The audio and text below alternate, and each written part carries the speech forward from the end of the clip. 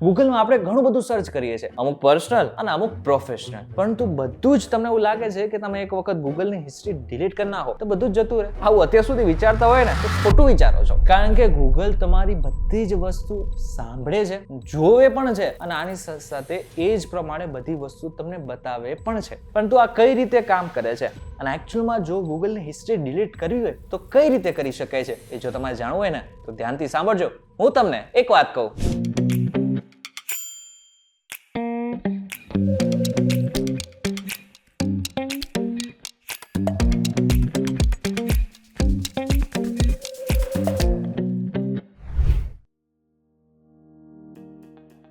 એક વખત આપનું સ્વાગત છે અને હું છું આપનો દોસ્ત કરણ ચૌધરી. સૌથી પહેલા આપણે એ સમજવું પડશે તમારો લોકલ ડેટા શું છે અને આની સાથે સાથે સર્વર ડેટા શું છે. હવે લોકલ ડેટાનો સીધો મતલબ શું થયો ખબર છે? તમે એક વખત બ્રાઉઝરની અંદર કોઈ પણ સર્ચ કર્યું અને આ બાદ જો તમે એને ડિલીટ કરી નાખ્યું તો એનો સીધો મતલબ એ થયો કે તમે માત્ર લિસ્ટ ડિલીટ કરી છે. એનો મતલબ સીધો એવો નથી થયો કે તમે ગૂગલમાંથી હિસ્ટ્રી ડિલીટ કરી છે. જ્યારે સર્વર ડેટાનો મતલબ એમ થાય છે કે અસલ માહિતી છે જે ગૂગલના શક્તિશાળી સર્વર પર તમારી માય એક્ટિવિટીના પ્રોફાઇલમાં સેવ હોય છે. જ્યાં સુધી તમે ત્યાં જઈને મેન્યુઅલી ડેટા ડિલીટ નથી કરતા ત્યાં સુધી ગૂગલ પાસે તમારી દરેક માહિતી હોય છે. આનાથી પણ વિશેષ તમને એવું લાગતું હશે કે તમે જીપીએસ બંધ કરી નાખો ને તો કદાચ ગૂગલને નહીં ખબર પડે કે તમે કઈ જગ્યા ઉપર છો, તમારું લોકેશન નહીં ખબર. પરંતુ આ બિલકુલ ખોટી વાત છે. ગૂગલ આઈપી એડ્રેસ, તમારા નજીકનું કોઈ વાઈફાઈ હોય જે તમે પકડેલું હોય એના દ્વારા અને બ્લુટૂથ દ્વારા પણ એ જાણી શકે છે કે તમે એકચ્યુઅલમાં કઈ જગ્યા ઉપર છો. તમારું લોકેશન કયું છે એ પણ ગૂગલને આરામથી ખબર પડી શકે છે. આટલામાં જ ડરી ગયા હોય તો હવે જે વાત કરવા જઈ રહ્યો છું એ સાંભળીને કદાચ વધારે ડર લાગશે. ગૂગલની પોલિસી પોતે કહે છે કે તમે કઈ પણ વસ્તુ ડિલીટ કરો એ બધું જ સેફ સર્ચમાંથી ડિલીટ થતા લગભગ મહિનાઓ જતા રહે છે. એટલે મહિનાઓ સુધી તમારી બધી જ વસ્તુ તમારા મોબાઈલની અંદર જ છે. કદાચ તમને નથી ખબર પરંતુ ગૂગલને જરૂરથી ખબર છે. તમે ભલે હિસ્ટ્રી સાફ કરી નાખો પણ ગૂગલ તમારી યુઝર પેટર્ન સેવ રાખે છે, જેમ કે તમારી ઉંમર, જાતિ, રાજકીય ઝુકાવ અને ખરીદવાની શક્તિ. આ જ કારણ છે કે હિસ્ટ્રી ડિલીટ કર્યા પછી પણ તમને તમારી પસંદગીની એડ્સ દેખાય છે. હવે તમારામાંથી ઘણા બધા લોકો એમ કહે છે કે મેં ગૂગલમાં એકાઉન્ટ જ નથી બનાવ્યું, ગૂગલ મને કેવી રીતના ટ્રેક કરશે. તો તમને ના ખબર હોય તો તમને જણાવી દઉં કે ગૂગલનું એકાઉન્ટ ન બનાવ્યું અથવા તો લોગ આઉટ કરીને ગૂગલ વાપરેલું હશે ને તો પણ ગૂગલને ખબર છે કે તમે શું કરો છો, જેને કહેવામાં આવે છે એક શેડો પ્રોફાઇલ. તમારા ડિવાઇસની ડિજિટલ ફિંગરપ્રિન્ટ જેમ કે screen resolution, battery level, operation system અને ફોન્સ દ્વારા ગૂગલ ઓળખી લે છે કે આ એ જ યુઝર છે જેને પહેલા મોબાઈલ યુઝ કરેલો હતો. આ ટેકનિક્સથી તે તમારી ઓળખ વગર પણ તમારી પ્રવૃત્તિઓ પર નજર રાખી શકે છે. હવે આપણે એ જાણી લઈએ કે ગૂગલ કયા પ્લેટફોર્મ પરથી તમારી માહિતી એકત્ર કરે છે. સૌથી પહેલું જીમેલ. ગૂગલના મશીન લર્નિંગ અલ્ગોરિધમ્સ તમારા ઇનબોક્સમાં આવતા ઓર્ડર કન્ફર્મેશન અને ટિકિટ્સના ઈમેલ વાંચે છે.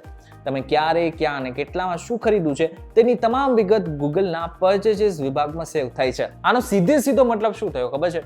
જીમેલની અંદર કોઈ પણ ઈમેલ આવ્યો, એ ઈમેલને ગૂગલ મશીન લર્નિંગ દ્વારા વાંચે છે અને આ બાદ એનો રિએક્શન તમે કોઈ પણ જગ્યા ઉપર કાંઈ પણ રિસર્ચ કરો, કાંઈ પણ સર્ચ કરો અથવા તો સોશિયલ મીડિયા પ્લેટફોર્મનો ઉપયોગ કરો તો એની અંદર એની ઇફેક્ટ તમને જોવા મળશે. ઉદાહરણ તરીકે જો તમને કોઈ પણ પ્રકારનો જીમેલ એવો આવેલો છે શોપિંગને લઈને, તો પછી આગળના સમયમાં બની શકે એ જ શોપિંગને લઈને એડ્સ તમને સોશિયલ મીડિયા પ્લેટફોર્મ ઉપર દેખાઈ શકે છે અથવા તો તમે કઈ પણ વસ્તુ સર્ચ કરો એમાં દેખાઈ શકે છે. બીજું છે ગૂગલ ફોટોઝ. તમારા ફોટામાં રહેલા મેટા ડેટા દ્વારા ગૂગલ જાણી શકે છે કે તમે કયા સ્થળે મુસાફરી કરી હતી. તેની એઆઈ ટેકનોલોજી ફોટામાં પણ રહેલા ચહેરાઓ અને બેકગ્રાઉન્ડની વસ્તુઓને પણ ઓળખી શકે છે. એટલે જે એઆઈ નો યુઝ આપણે સામાન્ય રીતે ફોટા બનાવવા માટે કરીએ છીએ ને એનો યુઝ ગૂગલ અલગ રીતે જ કરી રહ્યું છે. ત્રીજું છે વોઇસ એક્ટિવિટી. જો તમે હે ગૂગલ નો ઉપયોગ કરો છો તો તમારા અવાજના સેમ્પલ્સ ગૂગલના સર્વર પર રેકોર્ડ થાય છે, જેનો ઉપયોગ તમારી વાણી સમજવા અને એડ્રેસ બતાવવા માટે થાય છે.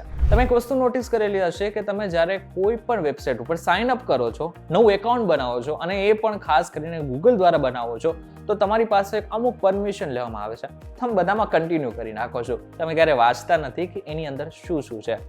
મોટી વાત એ છે કે ગૂગલ સામાન્ય રીતે તમે શું સર્ચ કરો છો, આ વેબસાઇટ અંદર શું જોવો છો એ બધી જ વસ્તુઓની નજર રાખે છે. દુનિયાની કરોડો વેબસાઇટ ગૂગલ એનાલિટિક્સ અને ગૂગલ એડ્સનો ઉપયોગ કરે છે. એટલે કે જ્યારે તમે કોઈ ન્યૂઝ વાંચતા હો કે હેલ્થ ટિપ્સ જોતા હો ત્યારે તે થર્ડ પાર્ટી વેબસાઇટ ગુપચુપ રીતે ગૂગલને એક રિપોર્ટ મોકલે છે કે તમે શું વાંચી રહ્યા છો.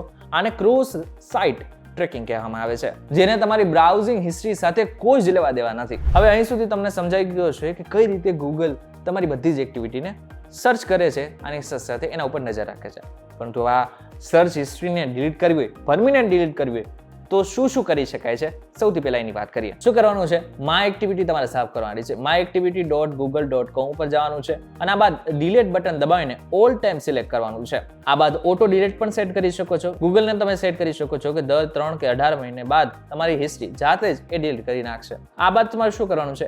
વેબ એન્ડ એપ એક્ટિવિટી હશે, આવો એક ઓપ્શન તમને દેખાતો હશે. સેટિંગ્સમાં જઈને આ ઓપ્શનને પોઝ કરી દેવાનો છે, જેથી ભવિષ્યમાં ડેટા ક્યાંય પણ સેવ ન થાય. જો તમને ખૂબ જ પ્રકારની એડ્સ આવતી હોય તો તમારે શું કરવાનું છે?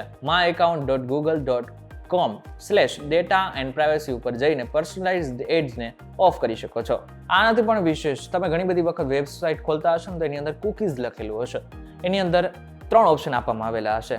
એક કસ્ટમાઇઝેશનનો, એક એક્સેપ્ટ ઓલ અને ત્રીજું છે રિજેક્ટ ઓલ. મોટા ભાગે હાઇલાઇટ્સ એક્સેપ્ટ ઓલના બટન ઉપર જ કરવામાં આવેલું હોય છે અને આપણે એના ઉપર જ ક્લિક કરી નાખીએ છીએ, જેના ઉપર તમને ખબર જ નથી હોતી કે આનો મતલબ સીધો શું થાય છે. આનો સીધો મતલબ એમ થાય છે કે તમારી ઘણી બધી માહિતી એ વેબસાઇટને અને ગૂગલને ખબર પડી શકે છે. એટલા માટે થઈને અમે આના ઉપર ઓલરેડી એક વિડીયો બનાવી નાખ્યો છે. ડિસ્ક્રિપ્શનમાં જઈને તમે આ વિડીયો જોઈ શકો છો. હવે તમે કદાચ ડરી ગયા હશો કે આટલું બધું ગૂગલ કઈ રીતે આપણી બધી વસ્તુ જાણી શકે છે. પરંતુ આપણે મોબાઈલ યુઝ કરીએ છીએ, નેટ યુઝ કરીએ છીએ અને સર્ચ બ્રાઉઝિંગ પણ ગૂગલનું છે. એટલા માટે થઈને આપણે બધી રીતે ગૂગલને ના નહીં કરી શકીએ. પરંતુ 5 એવી રીત છે કે જેના દ્વારા તમે હંમેશા બચી શકો છો. સૌથી પહેલું DuckDuckGo સર્ચ એન્જિન. આ DuckDuckGo શું છે? ગૂગલના બદલે DuckDuckGo જેવા સર્ચ એન્જિનનો ઉપયોગ કરી શકો છો. આ પ્લેટફોર્મ યુઝર્સની સર્ચ હિસ્ટ્રી કે વ્યક્તિગત પ્રોફાઇલ સેવ નથી કરતું. જો કે ધ્યાનમાં રાખવું જરૂરી છે કે તમારો ઇન્ટરનેટ સર્વિસ પ્રોવાઇડર ISP અથવા તમે જે વેબસાઇટ ખોલો છો તેઓ તમારી એક્ટિવિટી જોઈ શકે છે. બીજું છે પ્રાઇવેટ DNS સક્રિય કરો. ફોનના નેટવર્ક સેટિંગમાં જઈને પ્રાઇવેટ DNS ચાલુ કરવાથી DNS રિક્વેસ્ટ એન્ક્રિપ્ટ થઈ જાય છે. આનાથી ઘણા ટ્રેકર્સ અને નુકસાનકારક ડોમેન્સ બ્લોક થઈ જાય છે. ત્રીજું છે એપ પરમિશન ઉપર નિયંત્રણ રાખો. એટલે કે મેં તમને અગાઉ જેવી રીતના કીધું કે જ્યારે તમે સાઇન અપ પહેલી વખત કરો છો ત્યારે તમે કઈ પરમિશન આપો છો એના ઉપર ખાસ પ્રકારે નોંધ લો. છેલ્લા 2 મહત્વના, ઇનકોગ્નિટો મોડ ઉપર તમે સર્ચ કરી શકો છો. એટલે કે જો તમારી હિસ્ટ્રી ક્યાંય સેવ ન કરવા દેવી હોય તો ચોક્કસથી તમે ઇનકોગ્નિટો મોડ યુઝ કરી શકો છો, અથવા તો ગૂગલ મેપ્સમાં પણ ઇનકોગ્નિટો મોડ યુઝ કરી શકો છો. જો કે તમને જણાવી દઉં કે આ પણ 100% સેફ નથી. ત્યારે ઇન્ટરનેટની દુનિયામાં 100% પ્રાઇવસી એક ભ્રમ છે, પરંતુ જાગૃતિ એ જ આપણો બચાવ છે.